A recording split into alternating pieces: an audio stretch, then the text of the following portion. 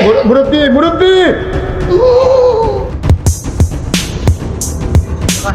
আমবালা ও চাচা তোমার তো বয়স বেশি না তো এখান তোমার নামাজ পড়ে এসে এখান কি তোমার কিছুই না ভাইস্তে আমি নামাজ পড়ে এমনি আসি যেতে তোমার বই আলদি করা শস্য বই রয়েছে আমি দেখতেছিলাম এছাড়া কিছু না ভাইস্তে তোমার তো ভাব মা ভালোবাসছে দেখি দেখি দেখি না ভাইস্তে এই সব কিছুই না ভাইস্তে না ভাইস্তে না কিছুই না ভাইস্তে না শোনো কিছুই না না শোনো ভাইস্তে আমারে ভুল কল যে তোমার আমি নামাজ পড়ে আসছিলাম কি করা কিছু বুঝে যাচ্ছে আমার বউ বললো ছোটলা নিয়ে এসে কথা আমি আবার তোমার বলছি ভাইস্তে আমি দেখি ভাইস্তে আর মাপ না না তোমার মাপ মাপ কিছু না না মুরব্বী মানুষ না না না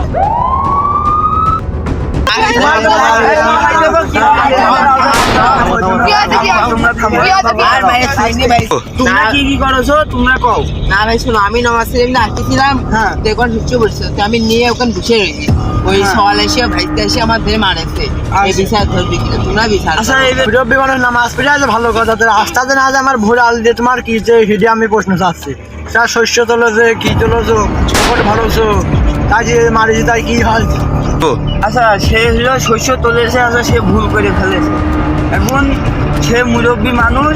তার একটা হইল কথা কও তাই বলে মারিয়ে না সে মুরব্বী মানুষ মারলি পারে তার একটা ক্ষতি হয়ে যাবে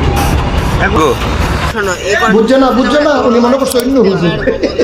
তোমরা কেউ আর মারে নাই এই কথা যদি মারেছে এই বিষয় তোমরাই করো তুমি কি কামটা করছো পাও দিদি কি মারা মারছো মুরব্বী মানুষ কয়টা শস্য